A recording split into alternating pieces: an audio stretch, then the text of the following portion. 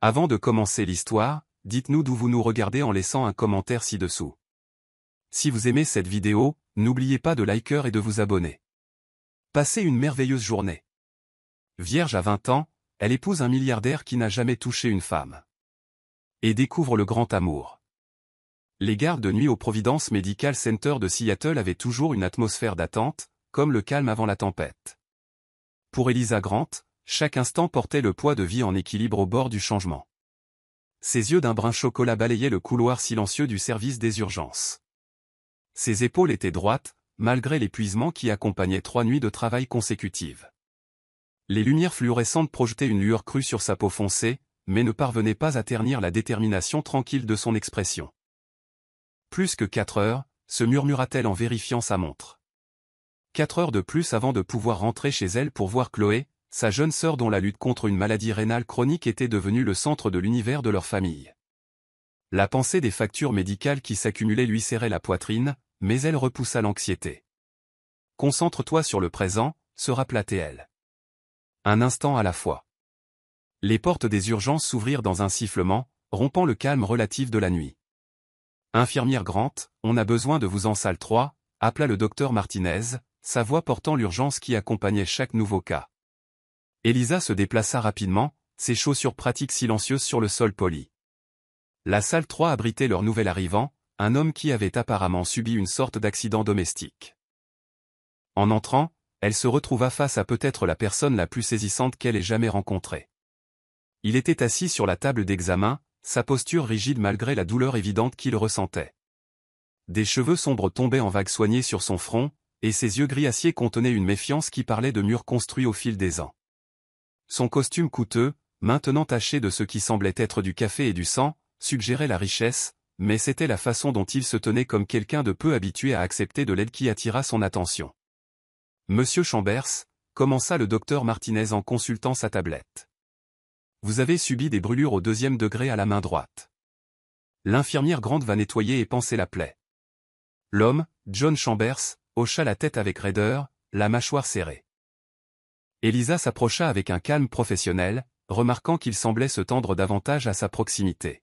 « Je vais examiner votre main maintenant, monsieur Chambers », dit-elle doucement, sa voix portant la douceur qu'elle réservait à ses patients les plus anxieux.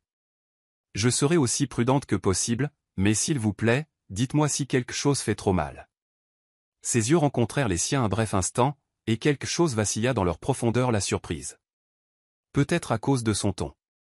Elle tendit la main vers sa main blessée, et au moment où ses doigts entrèrent en contact avec sa peau, elle le sentit tressaillir. « Je suis désolé », dit-il immédiatement, sa voix riche mais incertaine. « Je n'ai pas l'habitude d'être touché. » La vulnérabilité dans ces mots la frappa. Eliza avait rencontré toutes sortes de patients au cours de ses 3 années d'exercice, mais quelque chose dans son aveu semblait différent, plus personnel qu'une simple déclaration sur le contact physique. « Ce n'est rien », l'assura-t-elle en maintenant sa douce prise sur son poignet. « Nous allons y aller doucement. Je vais juste nettoyer la brûlure d'abord. » Alors qu'elle travaillait, elle remarqua comment sa respiration se calmait progressivement, comment la tension dans ses épaules se relâchait peu à peu à chaque contact prudent. La brûlure n'était pas grave, mais elle nécessiterait des soins appropriés pour guérir sans laisser de cicatrices. Elle expliqua chaque étape au fur et à mesure, sa voix une constante tranquille dans la pièce stérile. « Comment est-ce arrivé ?» demanda-t-elle, plus pour le distraire de l'inconfort que par nécessité. « J'essayais de faire du café », admit-il, et une sorte d'embarras colora son ton. « D'habitude, j'ai des gens qui font ça pour moi, mais ce soir, je voulais essayer moi-même. » Clairement, c'était une erreur. L'autodérision dans sa voix la fit lever les yeux. Leurs regards se croisèrent à nouveau, et cette fois, le contact se maintint. « Apprendre quelque chose de nouveau comporte toujours des risques, » dit-elle en offrant un petit sourire, « même faire du café. » Un fantôme de sourire effleura ses lèvres, à peine là et disparut en un instant, mais il transforma tout son visage. Eliza sentit son cœur manquer un battement, et elle reporta rapidement son attention sur sa main. Alors qu'elle finissait de panser la brûlure, elle ne put s'empêcher de remarquer comment ses yeux suivaient ses mouvements, l'étudiant avec une intensité qui lui fit picoter la peau. Quand elle recula enfin, sa main resta en l'air un moment, comme si elle hésitait à rompre la connexion. « Vous devrez garder le pansement propre et sec », lui expliqua-t-elle, se raccrochant au protocole professionnel pour se stabiliser. Changez-le tous les jours et surveillez tout signe d'infection. Vous devriez consulter votre médecin traitant dans 3 jours. Il hocha la tête mais ne fit aucun mouvement pour partir. Au lieu de cela, il regarda sa main bandée, puis de nouveau vers elle. « Merci, dit-il tranquillement. Je n'ai jamais. » Il s'interrompit, semblant lutter avec des mots qui venaient habituellement facilement. Personne ne m'a jamais traité avec autant de soin auparavant. L'honnêteté brute de sa voix la prit au dépourvu. Avant qu'elle ne puisse répondre, le docteur Martinez revint avec les papiers de sortie, brisant l'instant entre eux. Alors qu'Elisa le regardait partir, elle ne pouvait se défaire du sentiment que quelque chose d'important venait de se produire. Elle toucha sa propre main, sentant encore l'écho de sa peau contre la sienne, et essaya de chasser cette pensée. Elle avait des choses plus importantes sur lesquelles se concentrer, le prochain traitement de Chloé, les factures qui s'accumulaient à la maison, le cycle sans fin de travail et d'inquiétude qui définissait sa vie. Mais plus tard cette nuit-là, alors qu'elle rentrait chez elle à travers les rues vides de Seattle, son esprit revenait sans cesse à ses yeux gris et au regard qu'ils avaient lorsqu'elle l'avait touché comme quelqu'un qui verrait la couleur pour la première fois. Elle ne savait pas qu'à l'autre bout de la ville, dans un pantouse avec vue sur le détroit, John Chambers se tenait à sa fenêtre, regardant sa main bandée. Pour la première fois de sa vie, il ressentait l'absence du contact de quelqu'un aussi vivement qu'une douleur physique, et pour la première fois, il se surprenait à vouloir le ressentir à nouveau. La nuit s'installa sur Seattle comme une couverture de velours, mais pour Elisa et John, quelque chose avait changé, subtil comme un murmure mais profond comme un tremblement de terre. Leur monde, qui avait semblé si fermement établi sur leurs orbites séparées, s'était en quelque sorte aligné un bref instant dans la salle 3 du Providence Medical Center, et aucun d'eux n'aurait pu prédire comment ce simple contact se répercuterait dans leur vie, changeant tout ce qu'ils pensaient savoir sur l'amour, la confiance et le pouvoir de guérison de la connexion humaine. 3 jours s'étaient écoulés depuis la nuit aux urgences, mais Elisa ne pouvait oublier le mystérieux patient à la main brûlée. Elle essaya de chasser ce souvenir alors qu'elle se dépêchait dans le couloir bondé de l'hôpital, sa tenue de travail encore fraîche du début de sa garde. La matinée avait commencé par une nouvelle dévastatrice, les derniers résultats des tests de Chloé montraient que son état se détériorait plus vite que prévu. Elisa appela une voix familière. Elle se tourna pour voir Evelyn, sa meilleure amie et collègue infirmière, la rattraper en courant. « Ma belle, tu ne devineras jamais qui a demandé après toi à l'accueil. » Avant qu'Elisa ne puisse répondre, son beeper sonna une autre urgence. « Raconte-moi plus tard, » cria-t-elle par-dessus son épaule, se dirigeant déjà vers l'unité de cardiologie. Mais en tournant au coin du couloir, elle percuta quelqu'un de solide et de familier. John Chambers se tenait devant elle, impeccable dans un costume anthracite qui coûtait probablement plus que son loyer mensuel. Ses yeux gris s'écarquillèrent de reconnaissance, et pendant un instant, aucun d'eux ne bougea. « Monsieur Chambers », réussit-elle à dire, cruellement consciente de leur proximité. « Je ne m'attendais pas à vous voir ici. S'il vous plaît, appelez-moi John. » Sa voix était plus douce que dans son souvenir, presque hésitante. Il leva sa main bandée. « Je suis venu pour le suivi que vous avez recommandé, mais, » il s'interrompit, et quelque chose vacilla sur son visage, la vulnérabilité. « Peut-être que j'espérais vous revoir. » Le cœur d'Elisa manqua un battement, mais la réalité la rattrapa rapidement alors que son beeper sonna à nouveau. « Je suis désolé, j'ai une urgence. » « Bien sûr, » dit-il rapidement en s'écartant. « Mais peut-être. Pourrions-nous parler plus tard, quand votre garde se terminera ?» Elle aurait dû dire non. Sa vie était assez compliquée sans y ajouter quoi que ce soit. Mais quelque chose dans son expression, l'espoir mêlé à la peur du rejet, la fit hocher la tête. « Je finis à 20h. » Un sourire transforma son visage, bref mais éclatant. « J'attendrai. » Le reste de sa garde passa dans un tourbillon de patients et de procédures, mais son esprit revenait sans cesse à ce sourire. À 19h45, elle se retrouva dans les toilettes du personnel, essayant de dompter ses boucles et se demandant pourquoi elle se souciait même de son apparence. Evelyn la coinça à sa sortie. « Raconte. Pourquoi John Chambers? » Oui, ce John Chambers, le milliardaire de la tech, attend dans le hall comme un chiot perdu. Milliardaire de la tech? L'estomac d'Elisa se noua. Elle savait qu'il était riche par son costume, mais c'était différent. « Evelyn, de quoi tu parles ?» Son ami sortit son téléphone, affichant rapidement un article. John Chambers, PDG de Chambers Technologies, a bâti son entreprise à partir de rien, vaut des milliards, et est célèbre pour être quasiment un ermite. Il existe à peine 3 photos de lui. Elle étudia le visage d'Elisa. Et il est ici toute la journée juste pour te voir. L'esprit d'Elisa s'emballa. Un milliardaire. Cela expliquait tant de choses, ses vêtements coûteux, son malaise à être touché, sa façon de se tenir. Mais cela rendait aussi tout plus compliqué. Je dois y aller, dit-elle en vérifiant son téléphone. Un appel manqué de sa mère, une autre notification de facture, la réalité qui revenait en force. Mais quand elle atteignit le hall, il était là, debout près de la fenêtre. Le soleil couchant le peignait de nuances dorées, et pendant un instant, elle oublia tout le reste. Il se tourna, et ce même regard vulnérable traversa son visage. Je n'étais pas sûr que vous viendriez. J'ai dit que je le ferais, répondit-elle simplement. Ils se retrouvèrent dans le petit jardin de l'hôpital, assis sur un banc alors que le soir s'installait autour d'eux. Elisa remarqua qu'ils maintenaient une distance prudente entre eux, même si son corps semblait inconsciemment se pencher vers elle. Je n'ai pas pu arrêter de penser à cette nuit, admit-il en regardant sa main, à la façon dont vous m'avez touché. Personne ne m'a jamais fait me sentir en sécurité comme ça. L'honnêteté brute de sa voix lui serra la poitrine. Pourquoi êtes-vous vraiment revenu, John? Il resta silencieux un long moment, et quand il parla, ses mots étaient prudents. Je veux comprendre ce sentiment. Quand vous m'avez touché, c'était comme se réveiller. Et je suis terrifié à l'idée de me rendormir. Une sirène lointaine retentit, rappelant à Elisa le monde au-delà de cet instant. Elle devait voir Chloé, parler à leur mère des nouveaux résultats, trouver comment ils allaient payer les traitements accrus. Je devrais y aller, dit-elle en se levant. Ma sœur.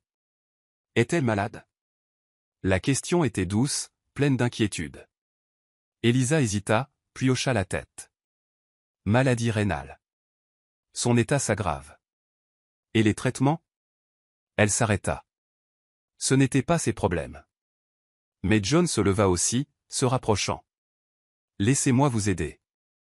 Vous ne me connaissez même pas, je veux le faire. Les mots flottaient entre eux, lourds de sens. S'il vous plaît, Elisa, laissez-moi faire quelque chose de bien avec tout cet argent que j'ai. Laissez-moi aider votre sœur. Elle aurait dû être offensée, aurait dû y voir de la charité ou de la pitié. Mais le regard dans ses yeux n'était ni condescendant ni apitoyé.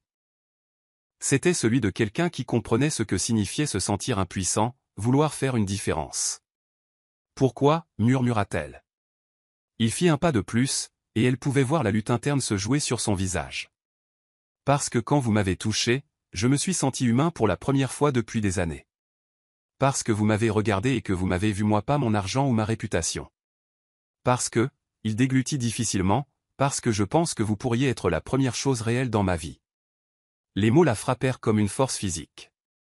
Elle leva les yeux vers lui, cet homme brisé et magnifique qui avait tout et rien à la fois. Et à cet instant, elle prit une décision qui changerait leurs deux vies pour toujours. Venez avec moi, dit-elle doucement. Venez rencontrer ma sœur. L'espoir qui brilla dans ses yeux était presque douloureux à voir. Il tendit la main vers elle, puis s'arrêta, l'incertitude traversant son visage. Elisa combla la distance, prenant sa main non blessée dans la sienne. Ses doigts tremblèrent contre sa paume, mais ils ne se retirèrent pas. Alors qu'il marchait vers sa voiture, Elisa savait qu'elle franchissait une ligne amenée un quasi-inconnu rencontrer sa famille, accepter l'aide de quelqu'un qu'elle connaissait à peine. Cela allait à l'encontre de tout ce qu'elle avait toujours cru sur l'indépendance et l'autonomie. Mais quand John l'aida à monter dans sa voiture à la place, un véhicule sombre et élégant qui murmurait la richesse, et la regarda comme si elle était quelque chose de précieux et de terrifiant à la fois, elle ne put se résoudre à le regretter. « Parlez-moi d'elle, » dit-il alors qu'il s'éloignait de l'hôpital. « Parlez-moi de votre sœur. » Et tandis qu'Elisa commençait à parler, partageant l'histoire de la maladie de Chloé et de la lutte de leur famille, elle vit quelque chose changer dans l'expression de John. Les murs qu'il avait construits autour de lui ne s'effondrèrent pas exactement, mais ils commencèrent à se fissurer, laissant entrer les premiers rayons de quelque chose qui ressemblait remarquablement à de l'espoir.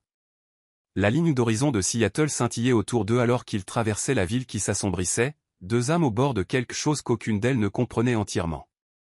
Le téléphone d'Elisa vibra dans sa poche, probablement sa mère se demandant où elle était, mais pour une fois, elle laissa le monde réel attendre. Parce qu'ici, à cet instant, avec la main de John effleurant occasionnellement la sienne pendant qu'il conduisait, elle ressentit quelque chose qu'elle ne s'était pas autorisée à ressentir depuis des années.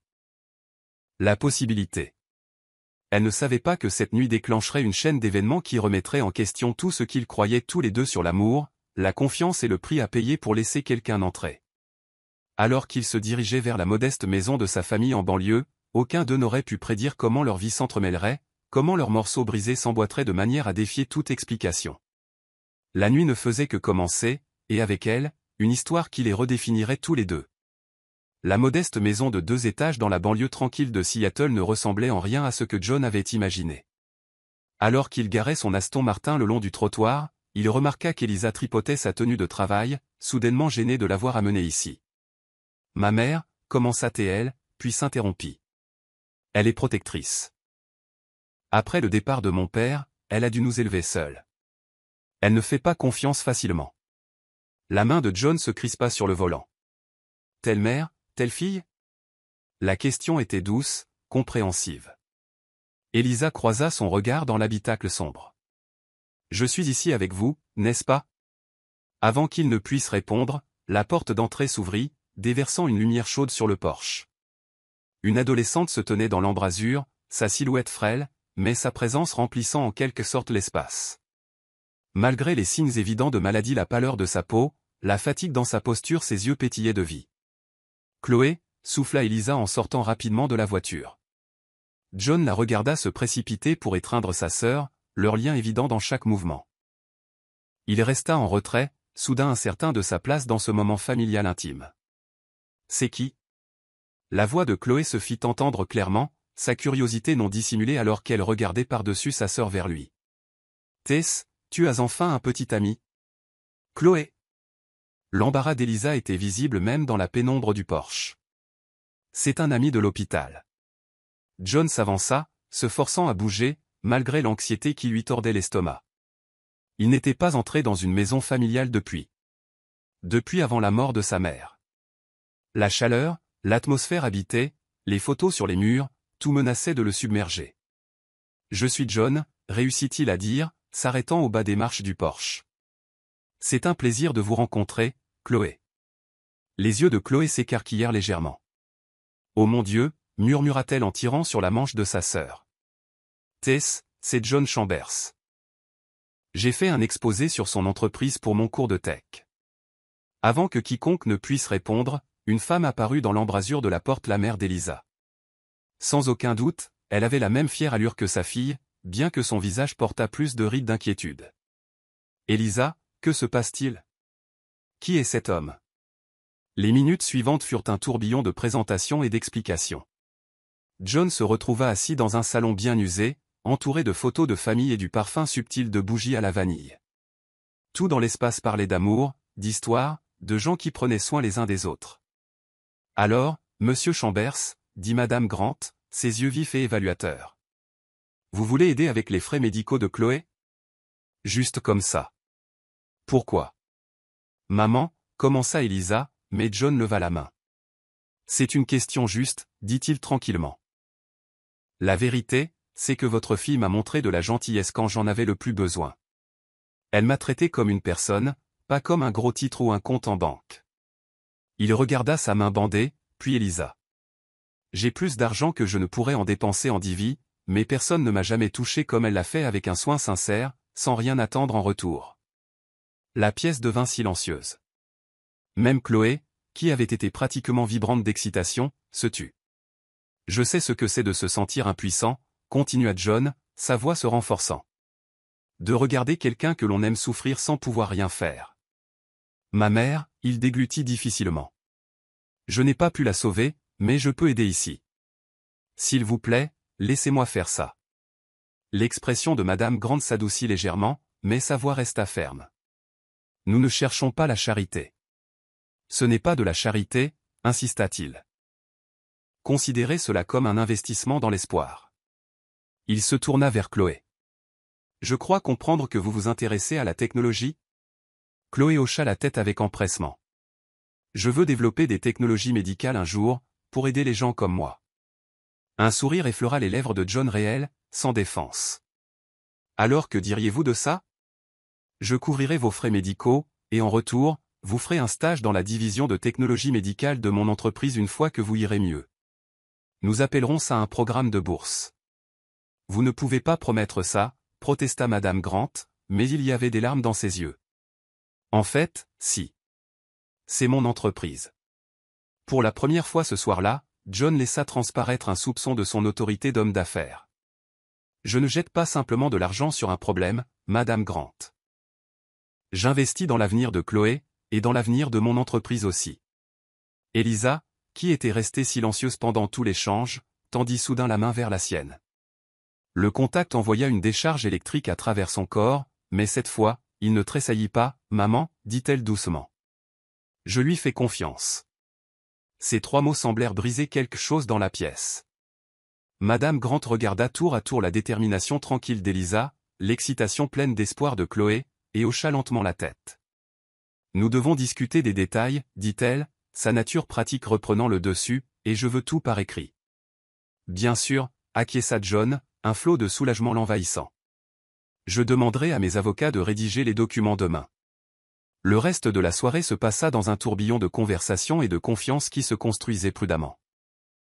Chloé montra à John son installation informatique, affichant fièrement l'application qu'elle avait créée malgré sa maladie. Madame Grant servit à contre-cœur du café, observant avec un étonnement croissant ce milliardaire assis en tailleur sur le sol de la chambre de sa fille, sincèrement engagé dans une discussion sur les techniques de codage. Mais c'est Elisa qui retint son attention toute la nuit, la façon dont elle se déplaçait dans la maison, les contacts doux qu'elle partageait avec sa sœur, la force tranquille qui semblait maintenir sa famille unie. Tout cela le fit souffrir d'un désir qu'il n'avait jamais connu auparavant. Alors que la nuit touchait à sa fin, Elisa le raccompagna à sa voiture. La rue était calme, les maisons des voisins sombres à l'exception des lumières de Porsche projetant des flaques chaudes sur des pelouses bien entretenues. « Merci », dit-elle doucement, pas seulement pour l'aide, mais pour nous avoir vus, pour avoir vu son potentiel. John se tourna vers elle, son cœur battant à tout rompre dans sa poitrine. Elisa, la première, il lutta avec des mots qui semblaient inadéquats. Être ici avec votre famille, ça m'a montré tout ce qui me manquait, tout ce que j'avais peur de désirer. Elle se rapprocha, et à la lumière du lampadaire, il put voir des larmes briller dans ses yeux. Et que désirez-vous, John ? La question flotta entre eux, lourde de possibilités. Il tendit la main, lentement, délicatement, et toucha son visage. Ses doigts tremblèrent contre sa peau, mais il ne se retira pas. « Je veux réapprendre à être humain », murmura-t-il. « Et je pense. Je pense que vous pourriez être la seule à pouvoir me l'apprendre. » Elisa se pencha dans son contact, et pendant un instant, le monde sembla retenir son souffle. Puis, de l'intérieur de la maison, la voix de Chloé appela, brisant le charme. « Vous devriez y aller, » dit Elisa en reculant. « Il est tard. » Mais alors que John montait dans sa voiture, il sut que quelque chose de fondamental avait changé. Les murs qu'il avait construits autour de lui s'effritaient, et à leur place, quelque chose de nouveau grandissait, quelque chose de terrifiant, de beau et de réel. En rentrant chez lui à travers la ville endormie, il pouvait encore sentir la chaleur de la peau d'Elisa contre ses doigts, encore entendre le rire de Chloé, encore sentir comment la méfiance de Madame Grant avait commencé à fondre. Pour la première fois depuis des années, son vaste pantouf semblait vide, non pas parce qu'il préférait la solitude, mais parce qu'il aspirait à la chaleur du foyer qu'il venait de quitter. Son téléphone vibra un SMS d'Elisa, « Conduisez prudemment. Et merci d'avoir redonné espoir à ma sœur. » John sourit dans l'obscurité de sa voiture. L'espoir, oui, c'était ça ce sentiment. L'espoir pour la guérison de Chloé. L'espoir d'une connexion. L'espoir de l'amour. Cela le terrifiait, et pourtant, pour la première fois de sa vie, il était prêt à embrasser cette terreur, à la laisser le transformer en quelqu'un digne de la confiance que ces femmes extraordinaires avaient placée en lui. La nuit enveloppa Seattle comme une couverture de velours, mais dans 2 parties très différentes de la ville, 2 cœurs battaient avec la même excitation nerveuse, la même joie prudente, la même certitude grandissante que quelque chose de remarquable commençait. Le soleil matinal inondait les fenêtres de l'étage exécutif de Chambers Technologies, projetant de longues ombres sur le bureau de John. Il se tenait devant les baies vitrées. La ligne d'horizon de Seattle s'étalait devant lui comme un royaume privé, mais son esprit était ailleurs. Sur son bureau se trouvaient les documents finalisés pour le programme de soins médicaux de Chloé, ainsi qu'une nouvelle proposition qu'il avait tenue éveillée toute la nuit. Son interphone sonna. Monsieur Chambers, les membres du conseil vous attendent dans la salle de conférence. Il ajusta sa cravate, un geste qui ressemblait plus à une armure qu'à une habitude. La réunion d'aujourd'hui changerait tout s'il parvenait à les convaincre. Mesdames et messieurs, commença-t-il, debout en bout de la table de conférence étincelante. Je propose une nouvelle initiative, le programme de bourse en technologie médicale Grant. Une couverture médicale complète et un soutien éducatif pour de jeunes esprits prometteurs intéressés par le développement de technologies médicales. Richard Blackwell, le plus ancien membre de son conseil, se pencha en avant. Cela n'aurait rien à voir avec la jeune infirmière avec qui on vous a vu, n'est-ce pas? La mâchoire de John se crispa. Bien sûr, il savait.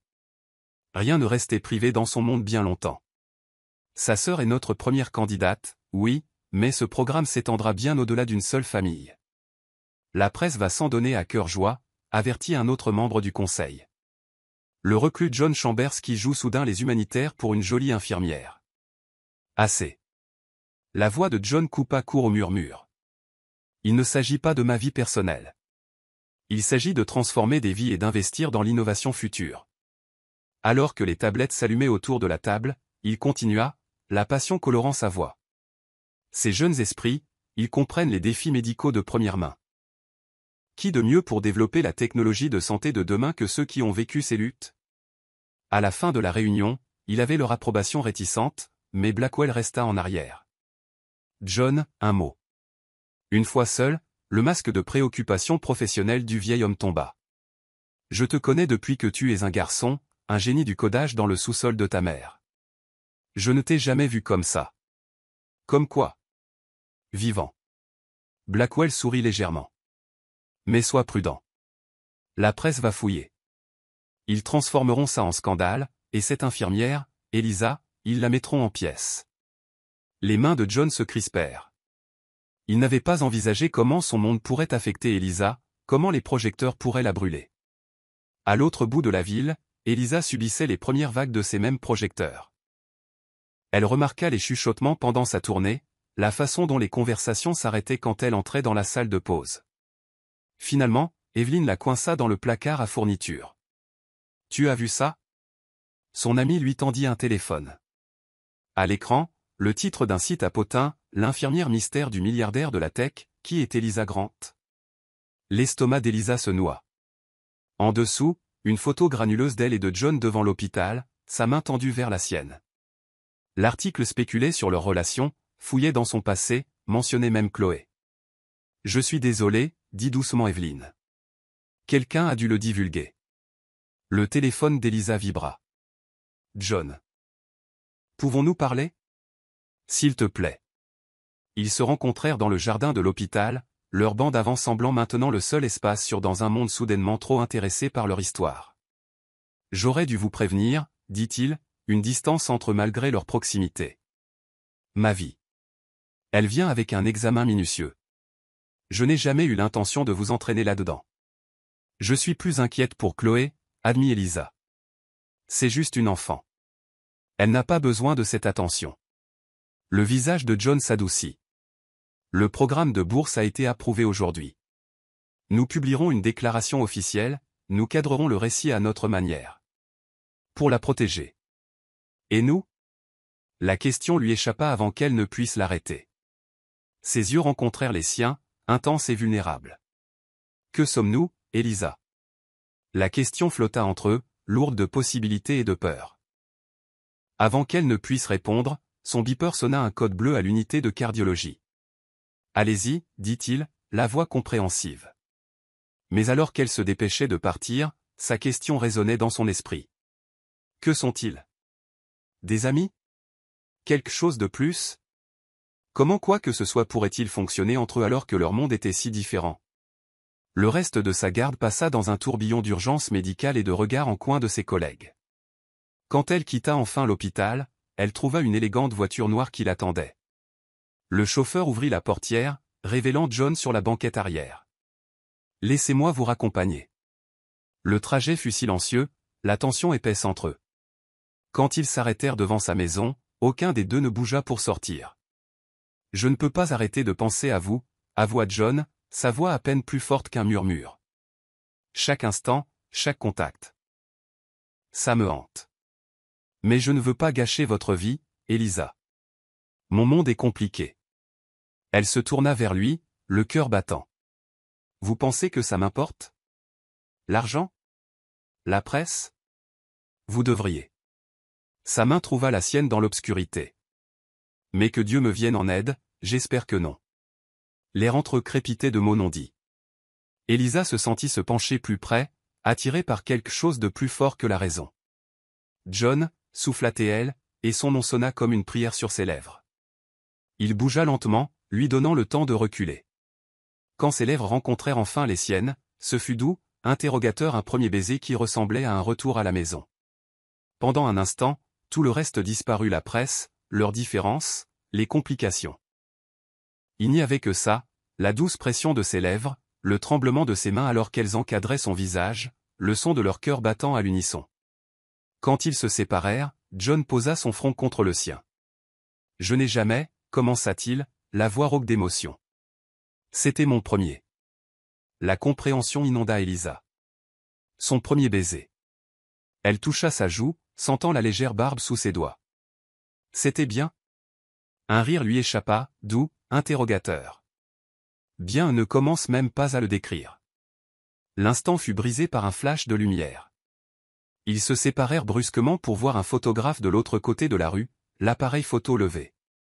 À l'intérieur, ordonna John, se déplaçant déjà pour la protéger. Je m'en occupe. Mais alors qu'Elisa se précipitait dans sa maison, elle pouvait entendre l'agitation commencer, d'autres appareils photo apparaissant, des questions criées. Par sa fenêtre, elle regarda John affronter les photographes, son avocat déjà en haut-parleur. Il avait l'air puissant, intimidant, si différent de l'homme qu'il avait embrassé avec une si tendre incertitude quelques instants plus tôt. Son téléphone s'alluma avec un SMS de sa part.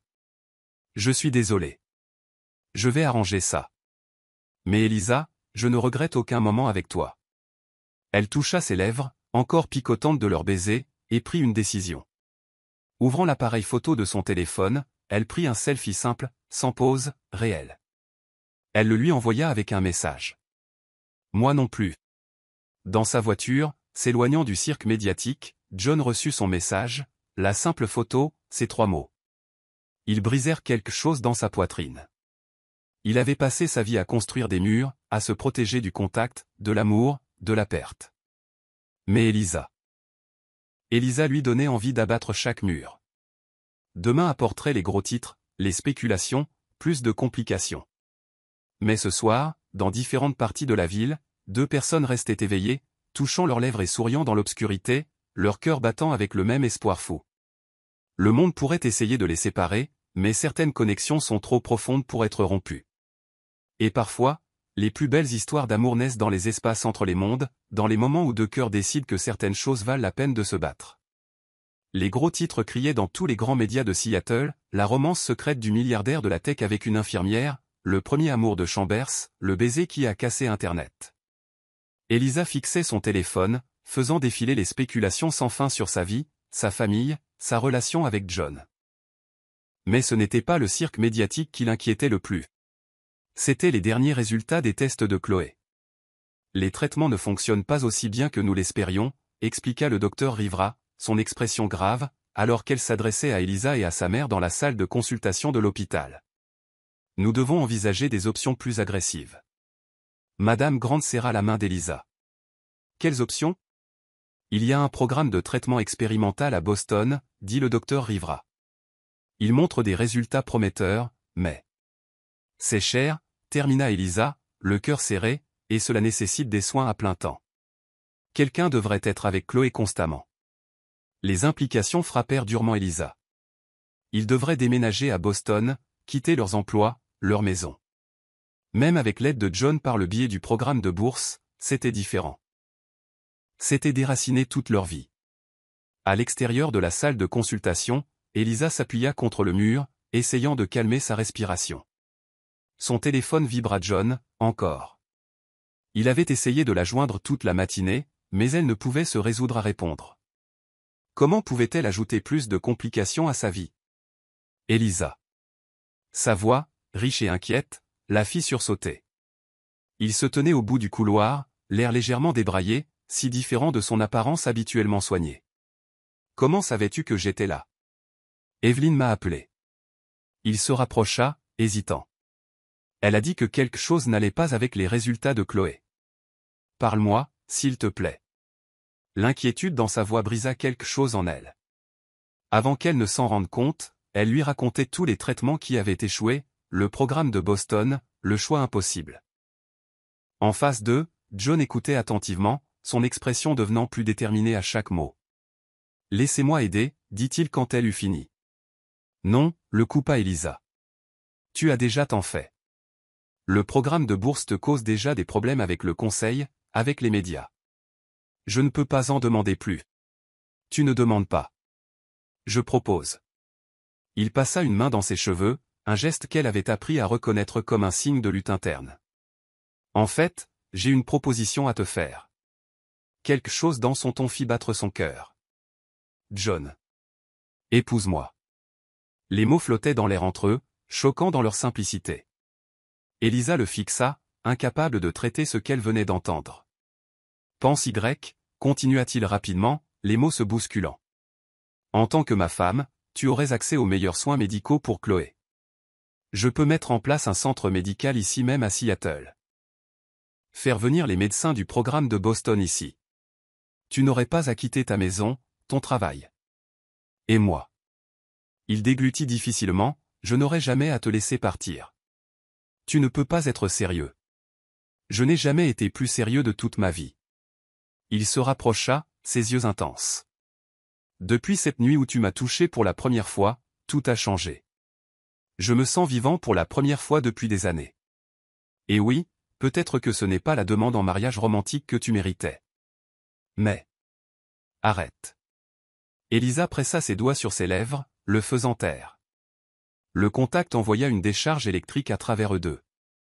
Est-ce que tu me demandes en mariage parce que tu veux aider Chloé, ou parce que tu veux vraiment m'épouser? Sa main se posa sur la sienne, la pliant contre son visage. Les deux, murmura-t-il. Que Dieu me vienne en aide, les deux. Je veux aider Chloé parce qu'elle compte pour toi. Et toi?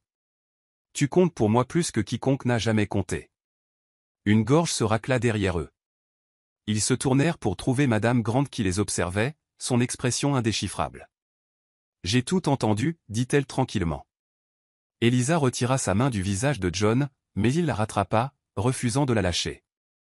Madame Grant, commença-t-il. Je sais que cela semble soudain. Soudain. Elle rit, mais il n'y avait aucun humour dans son rire. Ma fille vous connaît à peine, et maintenant vous voulez l'épouser. Maman, non, commença Elisa. Il doit entendre ça.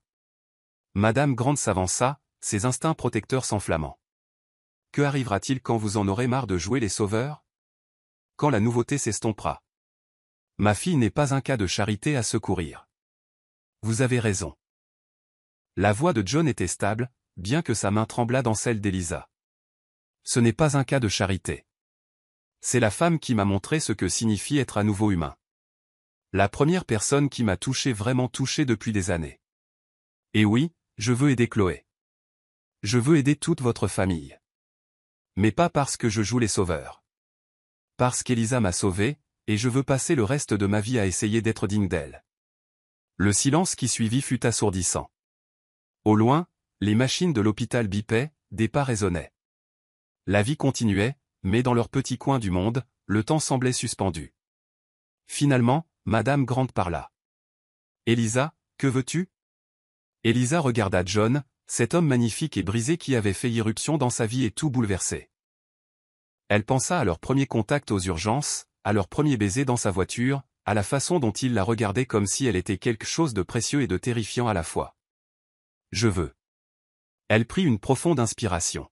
« Je veux sauver ma sœur, et je veux. » Ses yeux rencontrèrent ceux de John. « Je veux te sauver aussi. » Il la serra contre lui, sans se soucier de qui pourrait les voir. « Est-ce un oui ?»« C'est un oui pour essayer, » murmura-t-elle contre sa poitrine, « pour voir où cela nous mène, pour nous donner une chance. » Madame Grant soupira, mais il y avait une pointe de résignation, peut-être même d'espoir, dans sa voix. « Eh bien, je suppose que nous devrions le dire à Chloé, » bien que quelque chose me dise qu'elle va être ravie d'avoir un milliardaire comme beau-frère.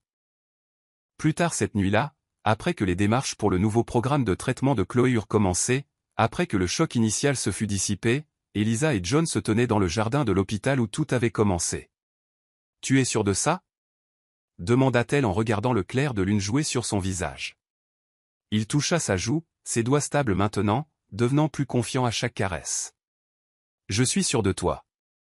Le reste, nous le découvrirons ensemble. » Alors que leurs lèvres se rencontraient dans un baiser qui ressemblait à une promesse, aucun d'eux ne remarqua la caméra de sécurité capturant l'instant, ni le journaliste ambitieux qui mettrait bientôt la main sur les images. Leur histoire était sur le point de devenir encore plus compliquée, mais pour l'instant, ils avaient ce moment magnifique et impossible, où l'amour semblait plus fort que la peur et où l'espoir brûlait plus fort que le doute. La nuit les enveloppa comme une couverture, gardant leur secret en sécurité pour encore un petit moment. Demain apporterait ses propres défis, mais ce soir leur appartenait à la compréhension silencieuse que parfois, les plus grandes histoires d'amour ne commencent pas par de grands gestes, mais par de simples contacts et des cœurs courageux prêts à tenter leur chance sur quelque chose de réel.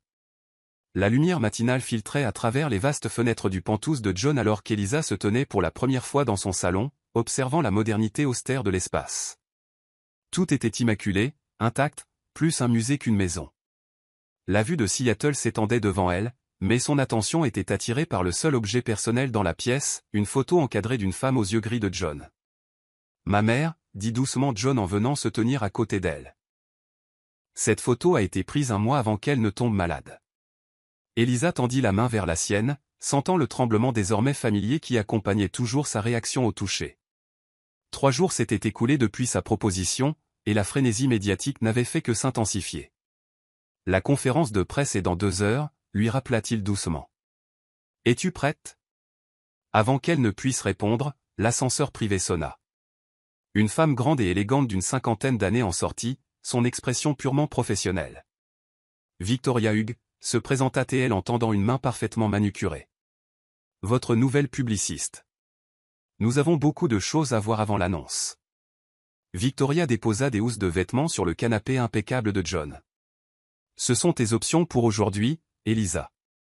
Nous devons projeter la bonne image, sophistiquée, mais accessible. »« Je peux m'habiller toute seule, » commença Elisa, mais Victoria sortait déjà une robe bleu marine qui coûtait probablement plus que son loyer mensuel. « Le narratif est crucial, » poursuivit Victoria. « Votre histoire d'amour doit être parfaite. »« Le public doit croire que ce n'est pas une histoire, » interrompit John, la voix sèche. « C'est notre vie. » L'expression de Victoria s'adoucit légèrement. « C'est exactement pourquoi nous devons la protéger. La presse va fouiller. Ils essaieront de dépeindre cela comme une manœuvre calculée, l'infirmière profitant du milliardaire ou le milliardaire exploitant une famille en difficulté. » Elisa se sentit mal. Elle n'avait pas pensé à la façon dont leur relation serait disséquée, analysée, jugée par le monde. « Nous nous en tiendrons à la vérité, » dit fermement John en rapprochant Elisa de lui. « Nous nous sommes rencontrés quand elle m'a soigné. Nous sommes tombés amoureux. Le programme de bourse et le traitement de Chloé sont des questions distinctes. » « Et le mariage ?» insista Victoria.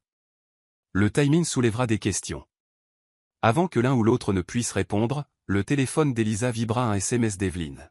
« Allume les infos, maintenant. » John attrapa la télécommande, et soudain son immense écran de télévision s'anima. Leur baiser dans le jardin de l'hôpital passait en images de sécurité granuleuses, suivi de ce qui était clairement un enregistrement audio. « Est-ce que tu me demandes en mariage parce que tu veux aider Chloé ou parce que tu veux vraiment m'épouser ?» Le sang d'Elisa se glaça alors que leur conversation privée était diffusée au monde entier. La voix du présentateur de nouvelles intervint, des sources suggèrent que le mariage à venir entre le milliardaire de la tech John Chambers et l'infirmière Elisa Grant pourrait être plus un arrangement qu'une romance. La question demeure, est-ce une histoire d'amour ou une transaction commerciale? Victoria était déjà au téléphone, aboyant des ordres. Le visage de John était devenu pâle de fureur, mais Elisa ne pouvait penser qu'à Chloé qui regardait ça à la maison. « Je dois y aller, » dit-elle, la voix tremblante. « Ma famille. »« Je viens avec toi, » commença John, mais Victoria le coupa. « Non, tu dois rester et gérer ça. Je vais faire raccompagner Elisa en voiture. » Le trajet jusqu'à sa maison sembla interminable. Quand elle arriva, elle trouva des journalistes campés devant, criant des questions. Est-il vrai que vous l'épousez pour l'argent? Quel est le vrai deal avec le traitement de votre sœur? Chloé l'accueillit à la porte, les larmes aux yeux. Tess, je suis tellement désolé. C'est de ma faute. Si je n'étais pas malade. Arrête. Elisa serra sa sœur contre elle. Rien de tout cela n'est de ta faute. Sa mère apparut derrière elle, le visage crispé d'inquiétude. Peut-être que nous devrions reconsidérer. Non. La voix d'Elisa était ferme. Nous devrions reconsidérer. Non, la voix d'Elisa était ferme. Je ne les laisserai pas détruire ça. Ce que John et moi avons, c'est réel. Son téléphone vibra de nouveau. John, allume la télé. S'il te plaît. Elle le fit, et il était là, debout à un pupitre, le visage empreint de détermination. Mais ce furent ses yeux qui retinrent son attention, vulnérable, honnête, complètement sans défense. Oui, j'ai demandé Elisa Grant en mariage peu après avoir appris que sa sœur avait besoin d'un traitement médical spécialisé, commença-t-il, la voix stable, mais pas à cause de cela. Je l'ai demandé en mariage parce que l'idée de la perdre me terrifie plus que tout dans ma vie. Il regarda droit dans la caméra, et Elisa eut l'impression qu'il ne parlait qu'à elle. J'ai passé des années à me cacher du monde, effrayé de laisser quiconque s'approcher. Puis Elisa m'a touché, vraiment touché, et pour la première fois, je n'avais plus peur. Elle n'a pas vu ma richesse ou mes murs. Elle m'a vu, moi. Sa voix se brisa légèrement. Alors oui, je veux aider sa sœur. Je veux aider quiconque je peux. Mais ce n'est pas pour ça que j'épouse Elisa. Je l'épouse parce qu'elle m'a réappris à ressentir, à aimer à nouveau, et peu m'importe ce que le monde en pense. Des larmes coulaient sur les joues d'Elisa pendant qu'elle regardait. Chloé lui serra la main, et même l'expression de sa mère s'était adoucie. Il t'aime vraiment, murmura Chloé. Je sais, répondit Elisa, touchant l'écran où le visage de John était figé dans ce moment de sincérité brute. Et je l'aime. C'était la première fois qu'elle le disait à voix haute, et la vérité la frappa comme une vague. Elle l'aimait, lui, ses parts brisées, son cœur tendre, sa détermination féroce à être meilleure. Son téléphone s'alluma avec son message. Reviens-moi. S'il te plaît. Elle regarda sa mère, qui hocha la tête. Vas-y. Nous, ça ira. Le trajet de retour vers son Penthouse fut un tourbillon d'émotions. Quand les portes de l'ascenseur s'ouvrirent, elle le trouva faisant les 100 pas, sa cravate desserrée, les cheveux en désordre pour avoir passé ses mains dedans. Elisa, souffla-t-il, s'arrêtant net. Je suis tellement désolé. J'aurais dû mieux te protéger. J'aurais dû. Elle traversa la pièce à pas rapides et l'embrassa, mettant tout ce qu'elle ne pouvait pas dire dans ce contact. Ses bras s'enroulèrent autour d'elle, la tenant comme si elle pouvait disparaître. Quand ils se séparèrent enfin, elle appuya son front contre le sien. Je t'aime, murmura-t-elle. Pas ton argent, pas ce que tu peux faire pour ma famille. Juste toi. Il frissonna contre elle, et elle sentit l'humidité sur ses joues. Dis-le encore. Je t'aime, John Chambers. Je t'aime aussi, dit-il, les mots sortant comme une prière. Mon Dieu, je t'aime tellement. Ça me terrifie. Dehors, la tempête médiatique continuait de faire rage. Des questions seraient posées. Des doutes seraient soulevés. Des défis viendraient.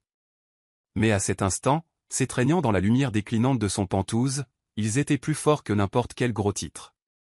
Que faisons-nous maintenant, demanda-t-elle doucement. Il recula juste assez pour croiser son regard. Nous nous battons ensemble, et nous montrons au monde à quoi ressemble le véritable amour. Alors que le soleil se couchait sur Seattle, projetant de longues ombres sur la ville qu'ils appelaient tous deux leur foyer, Elisa et John se tenaient serrés l'un contre l'autre, leur cœur battant à l'unisson. Ils s'étaient choisis, avaient choisi l'amour plutôt que la peur, la vérité plutôt que les apparences, et aucune quantité de scandale ou de spéculation ne pouvait changer ce fait simple et puissant. Le monde pouvait remettre en question leurs motifs, mais ils connaissaient la vérité. Parfois, les histoires d'amour les plus authentiques naissent dans les circonstances les plus inattendues, et les liens les plus solides se forgent dans le feu de l'adversité. La douce lueur du soir s'installa sur le Penthouse de John alors qu'Elisa finissait de faire son dernier carton. Après des semaines d'examens médiatiques et de spéculations publiques, ils avaient décidé d'emménager ensemble avant le mariage. ce n'était pas seulement pour la forme, le nouveau programme de traitement de Chloé commencerait la semaine suivante, et il devait présenter un front uni. C'est le dernier, dit-elle en se tournant pour trouver John qui l'observait depuis le seuil de ce qui était maintenant leur chambre. Son expression mêlait l'émerveillement et l'anxiété, ce qui fit battre son cœur. C'est différent maintenant, admit-il doucement. Avoir tes affaires ici, voir des signes de vie dans ces pièces. C'est comme si cet endroit devenait enfin un foyer. Elle s'approcha lentement de lui, notant qu'il ne tressaillait plus quand elle s'approchait. Des progrès, pensa-t-elle. De petits pas vers la guérison. Es-tu sûr d'être prêt pour ça, demanda-t-elle en prenant sa main. Partager ton espace et ta vie? Notre espace, corrigea-t-il en entrelaçant leurs doigts. Notre vie. Mais elle pouvait sentir le léger tremblement dans son contact, la tension sous-jacente dans son corps. Leur intimité s'était développée de manière constante, des baisers qui duraient plus longtemps, des contacts qui s'attardaient, mais ils n'avaient pas encore franchi cette dernière frontière. L'aversion de John pour le contact était profondément enracinée, et Elisa avait pris soin de ne pas le brusquer. Un coup à la porte interrompit l'instant. C'était Chloé, accompagnée de leur mère pour son examen pré-traitement. Cet endroit est incroyable, s'exclama Chloé en tournant sur elle-même pour admirer la vue. Malgré sa faiblesse croissante, son enthousiasme restait intact. Les yeux de Madame Grant balayèrent l'espace, notant les affaires d'Elisa mêlées au décor minimaliste de John. C'est différent de ce que j'imaginais. Nous nous l'approprions, dit Elisa en serrant la main de John. La soirée se passa avec un dîner en famille, une nouvelle tradition qu'ils étaient en train de construire. John observait avec un étonnement silencieux les pièces autrefois silencieuses se remplir de conversations et de rires. Chloé parlait avec enthousiasme du programme de traitement, tandis que Madame Grant relâchait progressivement sa posture protectrice.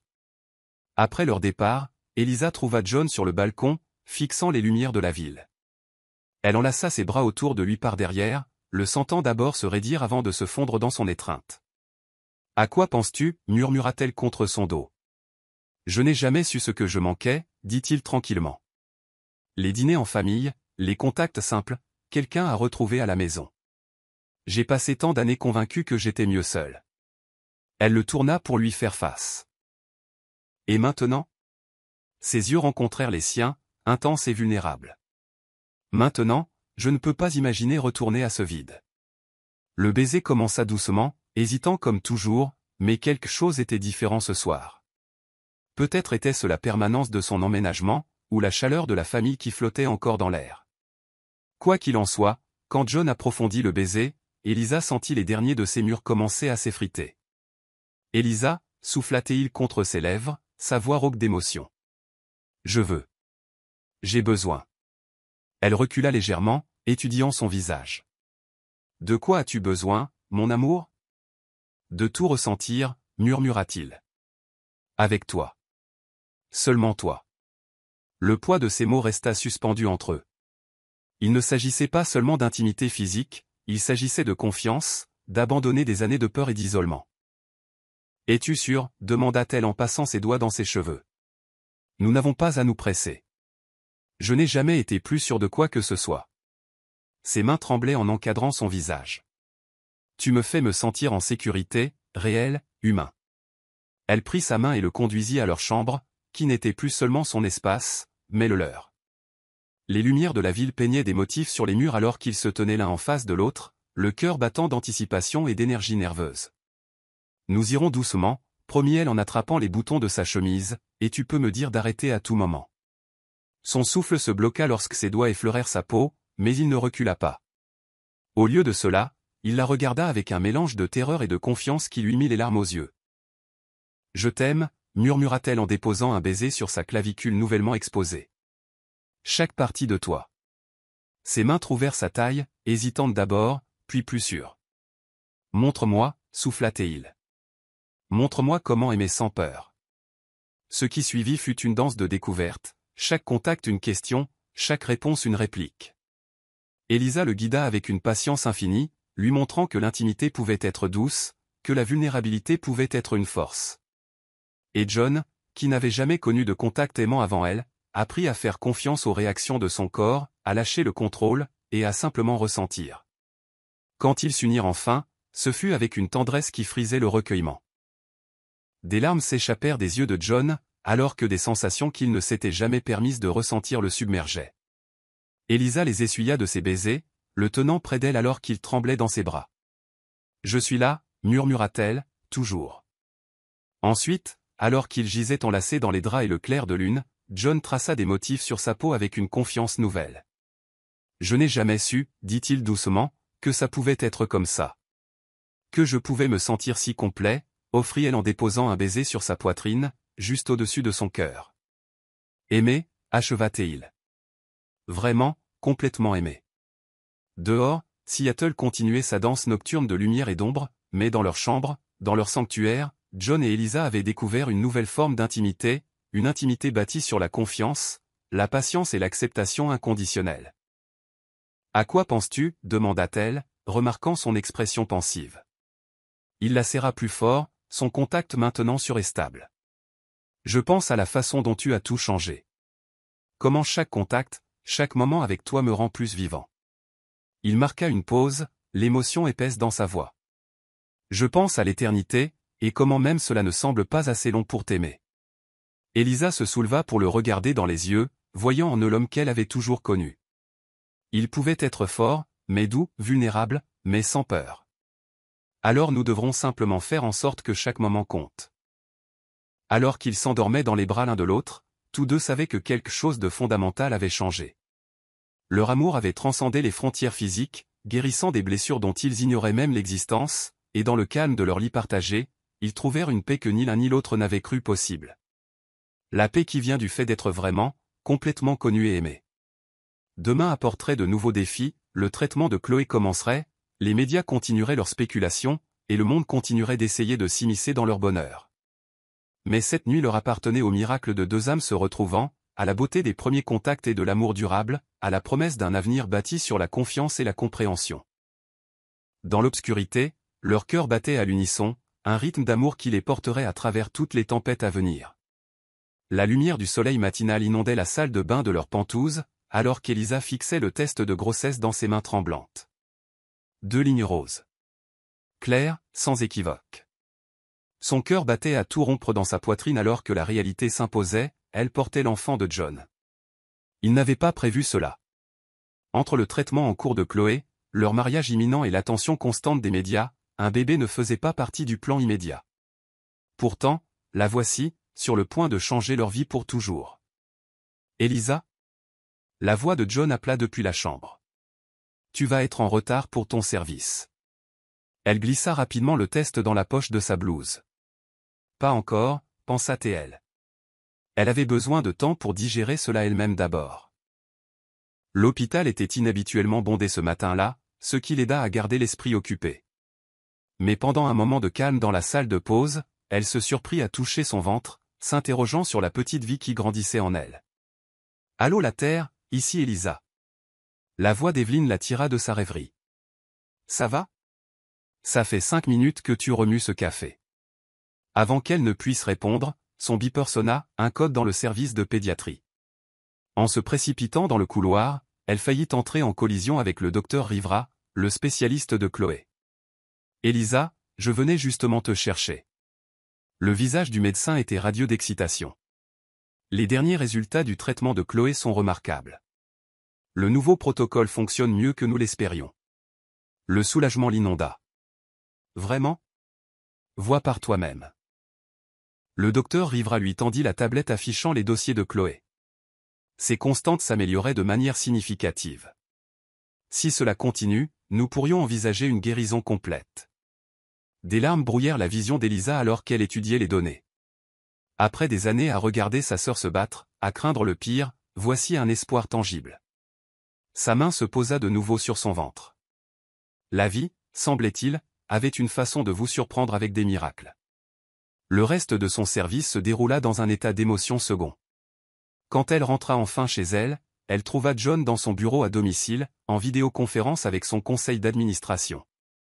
Les bénéfices de la division de technologie médicale ont dépassé les prévisions, disait-il, sa voix portant cette autorité tranquille qu'elle en était venue à admirer. Le programme de bourse identifie déjà de jeunes innovateurs prometteurs. Il leva les yeux en la voyant entrer, son visage s'adoucissant immédiatement. Je continuerai cela demain, dit-il à l'écran, mettant fin à l'appel. Tu es rentré tôt, dit-il en se levant pour l'embrasser. Mais quand elle ne répondit pas immédiatement, son expression devint inquiète. Qu'est-ce qui ne va pas? Elisa prit une profonde inspiration. J'ai des nouvelles. En fait. Il la conduisit au canapé, son contact doux mais si différent de l'homme qui tressaillait autrefois au contact. Dis-moi. Le traitement de Chloé fonctionne, commença-t-elle, regardant la joie se répandre sur son visage. Le docteur Rivera dit qu'elle pourrait se rétablir complètement. C'est merveilleux. Il la serra fort, puis s'arrêta quand il vit qu'elle ne partageait pas son enthousiasme. Et la deuxième nouvelle?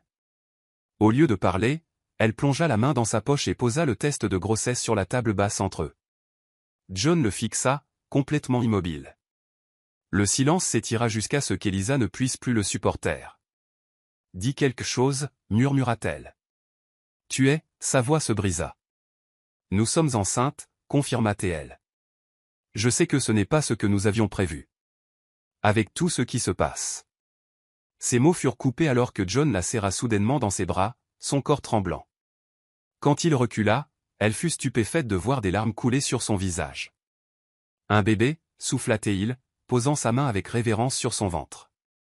Notre bébé. Tu es heureux. Il rit, un son de pure joie. Heureux ne commence même pas à le décrire. Son expression devint sérieuse. Quand ma mère est morte, j'ai cru que je n'aurais plus jamais de famille. J'ai construit des murs, me convainquant que j'étais mieux seul. Puis tu es entré dans ma vie, tu m'as rendu mon humanité, tu m'as montré ce que l'amour pouvait être. Et maintenant, sa voix s'étrangla, maintenant tu me fais le plus grand cadeau imaginable. Elisa sentit ses propres larmes couler. J'étais inquiète. Avec l'attention, les préparatifs du mariage. Rien de tout ça n'a d'importance. Il lui prit le visage entre ses mains. C'est nous. Notre famille. Notre miracle. Comme par hasard, son téléphone sonna. Chloé. Mets-la sur haut-parleur, dit John, la gardant près de lui. Tess. La voix de Chloé était plus forte qu'il ne l'avait entendue depuis des mois. Le docteur Rivera t'a dit? Le traitement fonctionne. Je me sens vraiment bien, vraiment bien. Elisa serra la main de John. C'est incroyable, ma chérie. En fait, nous avons aussi des nouvelles. Ils le lui dirent ensemble, leurs voix se mêlant alors qu'ils partageaient leur joie. Le cri d'excitation de Chloé fut probablement entendu dans tout Seattle. Je vais être tata. S'exclama-t-elle. C'est le meilleur jour de ma vie. Attends que je le dise à maman. Après la fin de l'appel, John conduisit Elisa sur le balcon. La ville scintillait en contrebas alors que le soleil se couchait, peignant le ciel de nuances de rose et d'or. Je veux avancer le mariage, dit-il soudainement. À cause du bébé? Il secoua la tête. Parce que je ne veux pas attendre un jour de plus pour t'appeler ma femme. La presse peut spéculer autant qu'elle veut. Laissons-les penser que c'est à cause de la grossesse. Nous connaissons la vérité. Elle se tourna dans ses bras. Et quelle est la vérité? Que je t'aime depuis le premier instant où tu m'as touché. Que tu m'as donné tout ce que je n'osais pas rêver, l'amour, une famille, l'espoir. Sa main se posa de nouveau sur son ventre. Ce bébé n'est pas la raison pour laquelle je veux t'épouser. C'est juste une bénédiction de plus dans le miracle qu'est de t'aimer. Alors qu'ils se tenaient là, enlacés, Elisa s'émerveillait de la façon dont la vie les avait menés à ce moment. Une rencontre fortuite dans une salle d'urgence avait conduit à cela, une histoire d'amour qui défiait les attentes, une famille se construisant sur la confiance et la compréhension, un avenir brillant de promesses. À quoi penses-tu? Demanda John en déposant un baiser sur sa tempe. Je pense au chemin que nous avons parcouru, répondit-elle, à la façon dont, parfois, les meilleures choses de la vie sont celles que nous n'avions jamais vues venir. Il sourit de ce sourire rare et magnifique qui faisait encore battre son cœur. Comme tomber amoureux d'une infirmière qui n'avait pas peur de me toucher. Comme tomber amoureuse d'un milliardaire qui avait juste besoin que quelqu'un voie son cœur. Au-dessus d'eux, les premières étoiles commencèrent à apparaître, témoins de leur joie tranquille.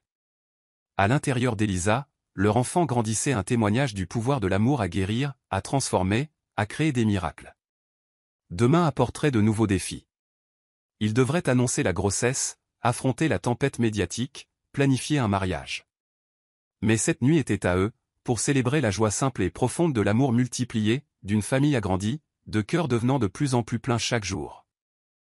Dans l'obscurité grandissante, ils se tenaient serrés, deux âmes qui avaient retrouvé leur chemin, créant maintenant une nouvelle vie ensemble. Et à cet instant, ils étaient infinis touchés par la grâce, bénis par l'amour, transformés par le pouvoir d'un simple contact qui avait tout commencé. Le matin de la répétition de leur mariage se leva, clair et lumineux sur Seattle. Elisa se tenait dans le dressing de leur pentouse, sa main posée sur son ventre légèrement arrondi alors qu'elle contemplait les robes de créateur que Victoria avait sélectionnées. Enceinte de 3 mois et déjà, plus rien ne va tout à fait. Tu es magnifique, dit John depuis le seuil, ses yeux doux d'adoration. Elle se tourna pour lui faire face, mais se figea en voyant son expression. Quelque chose n'allait pas, qu'y a-t-il? Il lui tendit son téléphone, sa main tremblant légèrement. Quelqu'un est ici. Quelqu'un que je n'aurais jamais pensé revoir. Le message était simple, ton père est dans le hall. Le cœur d'Elisa s'arrêta. Pendant tout le temps qu'ils avaient passé ensemble, John n'avait mentionné son père qu'une seule fois, l'homme qu'il avait abandonné après la mort de sa mère, laissant un adolescent construire des murs autour de son cœur. Veux-tu que je le renvoie? Demanda-t-elle doucement. La mâchoire de John se crispa. Je devrais. Mais...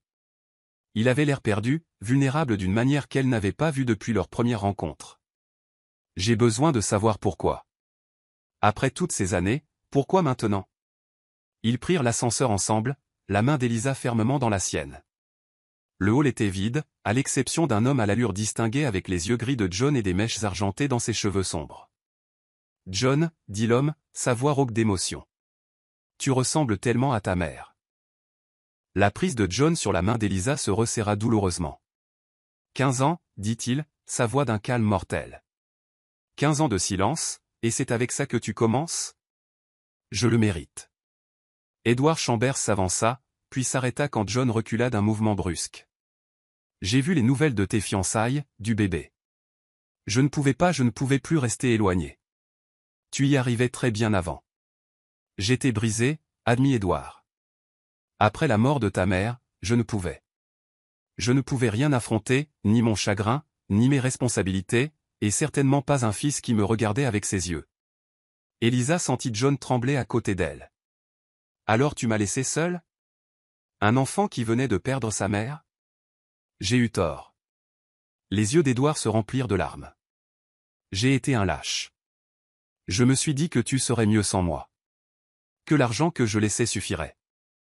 Mais en te voyant aux informations, en voyant comment tu as lutté avec le contact, avec les liens, je sais que c'était de ma faute. Tu n'as pas le droit de faire ça, la voix de John se brisa. Tu n'as pas le droit de revenir dans ma vie maintenant que je suis enfin heureux, enfin entier. Je suis mourant. Les mots restèrent suspendus dans l'air comme du verre brisé. Elisa sentit John devenir complètement immobile à côté d'elle. Cancer du pancréas de stade 4, continua doucement Edward. J'ai peut-être 6 mois. Je ne veux pas de ton argent ou de ton pardon. Je voulais juste. J'avais besoin de te voir, de te dire que je suis désolé, de rencontrer la femme qui a fait ce que je n'ai pas pu faire, qui t'a aidé à réapprendre à aimer. John lâcha la main d'Elisa et se détourna, ses épaules secouées. Elle voulut aller vers lui mais savait qu'il avait besoin de ce moment pour digérer. Comment oses-tu, murmura-t-il finalement en se retournant. Comment oses-tu venir ici avec tes excuses et tes dernières volontés? Sais-tu ce que c'était de grandir en pensant que j'étais indigne d'être aimé, intouchable, de bâtir une fortune parce que l'argent était la seule chose qui ne partait jamais? John, dit doucement Elisa. Mais il n'avait pas fini. J'ai passé des années en thérapie à apprendre que ce n'était pas de ma faute si tu étais parti. Des années à construire des murs si hauts que personne ne pourrait plus me blesser comme ça. Et puis, sa voix s'adoucit en regardant Elisa, puis cette femme incroyable m'a touché, vraiment touché, et m'a montré que l'amour n'est pas quelque chose que l'on gagne ou que l'on mérite. C'est quelque chose que l'on choisit, chaque jour. Edward hocha la tête, des larmes coulant sur son visage. Elle me rappelle ta mère. La même gentillesse dans ses yeux. Ne. La voix de John était sèche. Tu n'as pas le droit de parler de maman, ni d'Elisa, ni de notre bébé. Votre bébé? Répéta doucement Edward. Mon petit enfant? Je comprends si tu veux que je parte, mais s'il te plaît, John, envisage de me laisser les connaître. Même juste un peu, avant. Il fit un geste impuissant, avant que je ne puisse plus. Elisa s'avança alors, ses instincts protecteurs prenant le dessus. Monsieur Chambers, ma sœur se remet d'une maladie grave. Je l'ai vue se battre pour sa vie, j'ai vu comment cela a affecté toute notre famille. Mais j'ai aussi vu le pouvoir de guérison du pardon, des secondes chances. Elle se tourna vers John, lui prenant le visage entre ses mains. Mon amour, tu m'as appris que parfois, la chose la plus courageuse que nous puissions faire est de laisser quelqu'un entrer. Même quand nous avons peur. Tu n'as pas à décider quoi que ce soit maintenant. Mais peut-être. Peut-être que c'est une chance de guérir une vieille blessure. John se pencha dans son contact, puisant de la force dans sa présence. Finalement, il se tourna vers son père. « Je ne peux rien promettre, dit-il tranquillement. Mais voudrais-tu monter ? Nous pouvons parler. » Le soulagement sur le visage d'Édouard était douloureux à voir.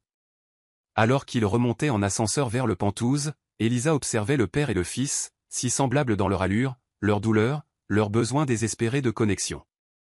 Dans leur salon, les yeux d'Édouard tombèrent sur la photo de la mère de John, la même qu'Elisa avait remarquée lors de sa première visite. « Clara » murmura-t-il en touchant le cadre. « Tu m'as manqué chaque jour. »« Parle-moi d'elle, » dit soudain John. « Pas la fin. Parle-moi du moment où vous êtes tombés amoureux. » Ce qui suivit furent des heures d'histoire, des récits d'un jeune programmeur rencontrant une brillante artiste, d'un amour fleurissant dans des endroits inattendus, de la joie à la naissance de leur fils.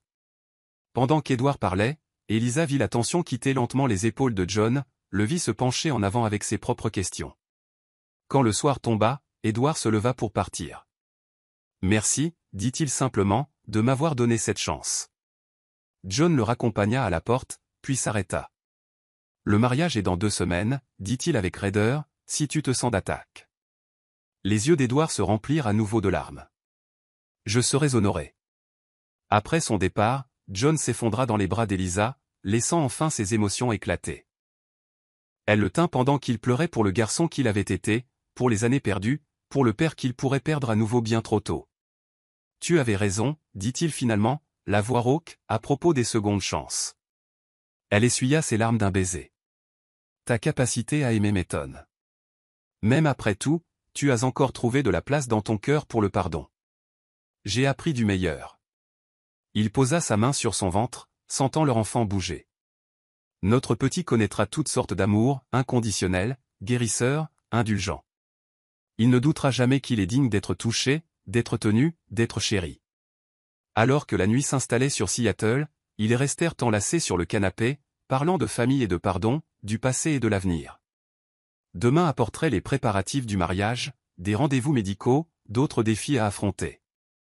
Mais ce soir était consacré à la guérison, au miracle des cœurs brisés qui réapprennent à aimer, au pouvoir du contact pour combler même les plus grands fossés entre père et fils, entre passé et présent, entre peur et espoir.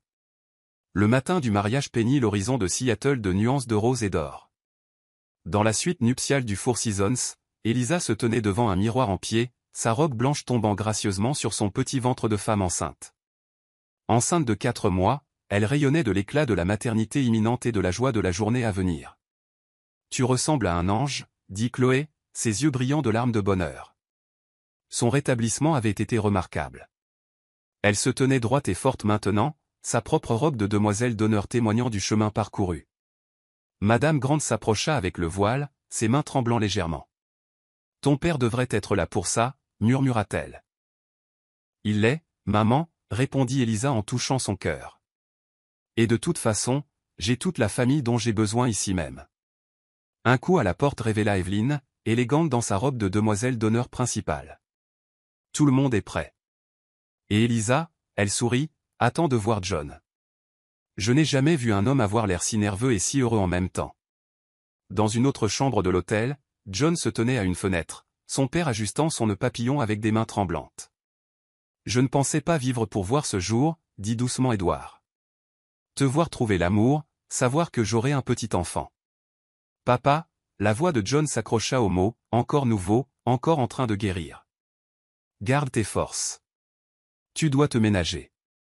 Le cancer avait progressé rapidement au cours des 2 dernières semaines, mais Édouard était déterminé à assister au mariage.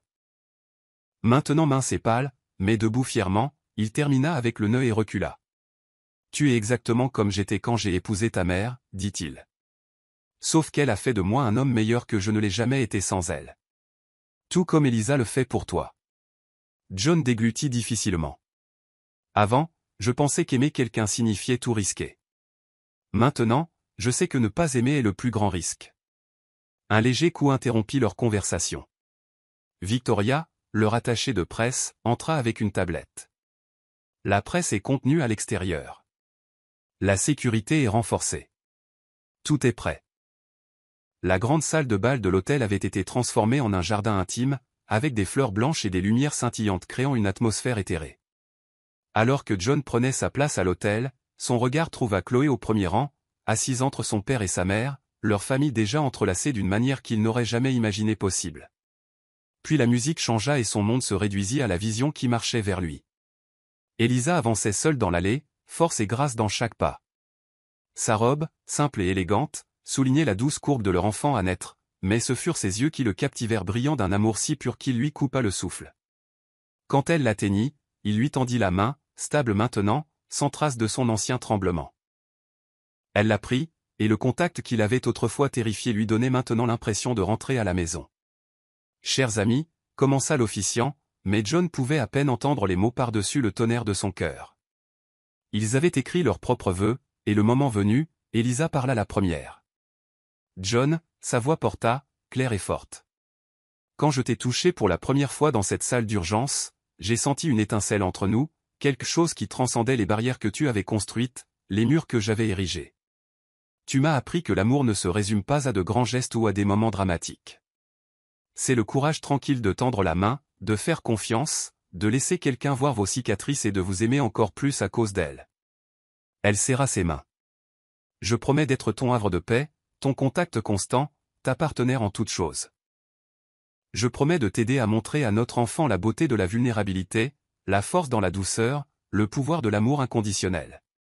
Et je promets que chaque jour pour le reste de nos vies, je te choisirai, te toucherai, t'aimerai, non pas parce que tu as besoin d'être sauvé, mais parce qu'ensemble, nous nous rendons meilleurs. » Des larmes glissèrent sur les joues de John alors qu'il commençait ses vœux. « Elisa, j'ai passé des années à bâtir des fortunes et des murs, pensant que je pouvais combler le vide en moi avec le succès. Puis tu m'as touché, et soudain, toutes mes défenses soigneusement construites n'ont plus rien signifié. Tu n'as pas seulement abattu mes murs, tu m'as montré que je n'en avais plus besoin. » Sa voix devint plus forte. « Je promets de t'aimer avec tout ce que je suis, tout ce que j'ai, tout ce que je deviendrai. Je promets d'être le père que notre enfant mérite, de lui montrer que l'amour ne se gagne pas, mais se donne librement. Je promets de te soutenir quand tu es forte et quand tu es faible, de célébrer tes victoires et de partager tes fardeaux. Et je promets que chaque contact, chaque moment, chaque souffle avec toi me rappellera le miracle qui nous a réunis. » Au premier rang, Édouard serra la main de Chloé, tous deux pleurant ouvertement.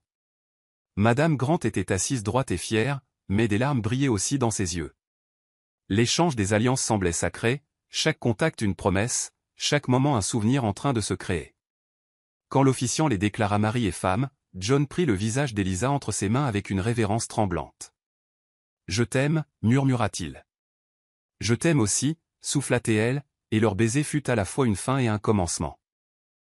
La réception qui suivit fut intime, malgré le cirque médiatique à l'extérieur. Chloé fit un discours qui ne laissa personne indifférent, parlant de la façon dont l'amour avait guéri non seulement son corps, mais toute leur famille. Édouard réussit à danser une chanson lente avec Elisa avant que ses forces ne l'abandonnent, lui murmurant des remerciements pour lui avoir rendu son fils. À la tombée de la nuit, John conduisit Elisa sur un balcon tranquille surplombant la ville. L'horizon de Seattle scintillait en contrebas, la même vue qui avait été témoin de tant de moments de leur parcours. « Heureuse » demanda-t-il, la tenant près de lui. « Parfait » répondit-elle, guidant sa main vers son ventre, où leur enfant bougeait sans repos. « Tout » Il sourit de ce sourire rare et magnifique qui faisait encore battre son cœur. « Tu sais, avant, je pensais que le contact était quelque chose à craindre. Maintenant, je ne peux pas imaginer passer un instant sans te toucher, te tenir, t'aimer. Tu n'auras jamais à le faire, promit-elle. Nous sommes pour toujours maintenant. Comme en accord, leur bébé donna un coup de pied contre sa paume. John rit, un son de pure joie qui résonna sur le balcon. À l'intérieur, leur famille attendait, Chloé avec sa force retrouvée, Édouard avec son temps emprunté, Madame Grant avec son acceptation durement gagnée. Leurs amis célébraient, Evelyne dansant avec un abandon joyeux, Victoria relâchant enfin sa garde professionnelle. Mais ici, à cet instant, il n'y avait que John et Eliza, ensemble sur fond de leur ville, deux âmes qui s'étaient trouvées contre toute attente, dont l'amour avait guéri non seulement eux-mêmes, mais tous ceux qui les entouraient. « À quoi penses-tu » demanda Eliza, voyant son expression pensive. « Je pense à cette nuit aux urgences, » dit-il doucement, à la façon dont un simple contact peut tout changer, à la façon dont les plus grandes histoires d'amour commencent parfois dans les endroits les plus inattendus. Elle l'embrassa alors, un baiser doux mais sûr, familier mais toujours excitant. Quand ils se séparèrent, elle appuya son front contre le sien. « Notre histoire ne fait que commencer, » murmura-t-elle, et alors qu'ils se tenaient l'un contre l'autre sous les étoiles, tous deux savaient qu'elle avait raison. Leur amour avait déjà créé des miracles, guérir Chloé, réunir John avec son père, créer la nouvelle vie qui grandissait entre eux. Mais le plus grand miracle était le plus simple, deux cœurs apprenant à battre à l'unisson, deux âmes trouvant leur foyer dans le contact de l'autre. La nuit les enveloppa comme une promesse, et à cet instant, ils étaient infinis touchés par la grâce, bénis par l'amour, changés à jamais par le pouvoir d'un simple contact qui avait tout commencé. Un an plus tard, la chambre d'enfant du Penthouse des Chambers baignait doucement dans la lumière du petit matin. Eliza se tenait près de la fenêtre, berçant doucement Claire, 5 mois, dans ses bras. Nommée d'après la mère de John, leur fille avait les yeux gris de son père et le teint chaud de sa mère, un mélange parfait d'eux deux. « Est-ce qu'elle dort enfin » murmura John, entrant dans la pièce avec la grâce tranquille qu'il avait développée depuis qu'il était devenu père. « Elle s'endort tout juste » murmura Eliza, s'appuyant contre sa poitrine alors que ses bras les enveloppaient tous les deux. Elle a lutté contre le sommeil, tout comme son papa lutte contre le repos. Il gloussa doucement, déposant un baiser sur sa tempe. L'année écoulée l'avait transformé. Le contact était maintenant aussi naturel que la respiration, l'amour aussi essentiel que l'air. Sur la commode, entourée d'articles de bébé, se trouvaient 3 photos encadrées. La première montrait Édouard tenant sa petite fille quelques jours seulement après sa naissance, son visage émacié mais radieux de joie. Il était décédé 2 mois plus tard, mais ses précieuses semaines avec Claire lui avaient apporté plus de paix que des années de regrets. La deuxième photo était celle de Chloé à sa remise de diplôme du lycée, debout, fière et en bonne santé. Son stage à la division médicale de Chambers Technologies avait déjà mené à des idées révolutionnaires pour améliorer les soins pédiatriques. Le programme de bourse, qui aidait maintenant des dizaines de jeunes patients à poursuivre leurs rêves, avait été rebaptisé l'initiative d'innovation Chloé Grant. La troisième photo était la plus récente, leur petite famille à l'hôpital, là où tout avait commencé. Eliza avait récemment été promue infirmière en chef du service des urgences, où elle continuait de toucher des vies avec le même soin qui avait autrefois brisé les murs de John. « J'ai des nouvelles » dit doucement John en regardant leur fille dormir. Le conseil d'administration a approuvé le nouveau centre médical. La construction commence le mois prochain. Eliza se tourna dans ses bras, les yeux brillants. Le centre médical Providence Chambers fournirait des traitements de pointe aux familles qui n'en avaient pas les moyens, garantissant qu'aucun enfant n'aurait à lutter seul contre la maladie, comme Chloé l'avait fait autrefois. « Tu l'as fait » murmura-t-elle fièrement. « Nous l'avons fait » corrigea-t-il en lui touchant le visage avec la confiance d'un homme qui se savait aimer. « Tout ce qui est bon dans ma vie vient de ce premier contact aux urgences. Tu m'as donné plus que de l'amour, Eliza. Tu m'as donné un but. » Claire s'agita dans son sommeil, une petite main tendue. Les deux parents la regardèrent se calmer à nouveau, en sécurité, sachant qu'elle grandirait entourée de contacts, d'amour, de famille. « Parfois, je pense à cette nuit-là, » dit Eliza en déposant délicatement leur fille dans son berceau. « À quel point j'ai failli prendre un autre service, à combien de petits moments ont dû s'aligner pour que nous nous rencontrions. » John la serra contre lui, son rythme cardiaque régulier contre sa joue. « Je ne crois pas que c'était le hasard. Certains contacts sont destinés. Ils résonnent à travers les générations, guérissant de vieilles blessures, créant de nouveaux commencements. » Dehors, Seattle s'éveillait à un nouveau jour, mais à l'intérieur de la chambre d'enfant, le temps s'était arrêté alors que 2 personnes qui s'étaient trouvées contre toute attente tenaient leur miracle, leur histoire d'amour se poursuivant à chaque souffle, chaque contact, chaque instant d'éternité. Si vous aviez trouvé le grand amour comme Elisa et John, dans un moment inattendu qui a changé votre vie pour toujours, auriez-vous eu le courage de vous lancer dans une aventure amoureuse tout en sachant que vous feriez face au jugement du monde? Tout comme Elisa a dû choisir entre garder sa vie simple ou tout risquer pour un amour qui pouvait non seulement guérir le cœur de John, mais aussi sauver sa sœur, quel choix feriez-vous? Votre participation sur la chaîne est très importante. Veuillez laisser votre opinion dans les commentaires. Merci beaucoup d'avoir regardé jusqu'à la fin. Si vous avez apprécié cette histoire, n'oubliez pas de vous abonner à la chaîne, de laisser un j'aime et de commenter vos impressions. Votre participation est très importante pour nous. À la prochaine fois.